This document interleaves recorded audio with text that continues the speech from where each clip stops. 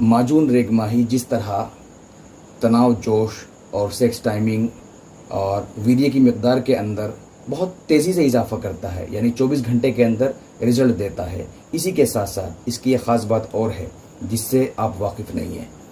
ये साइज़ को इंक्रीज़ करता है, बहुत तेज़ी से इंक्रीज़ करता है। जिस तरह तनाव, जोश में और टाइमिंग में ये इजाफा करता है, इसी तरह, बिल्कुल इसी तरह ये साइज़ को इंक्रीज़ करता है। मोटाई, लंबाई और उसके अंदर कड़कपन, सख्ती पैदा करता है।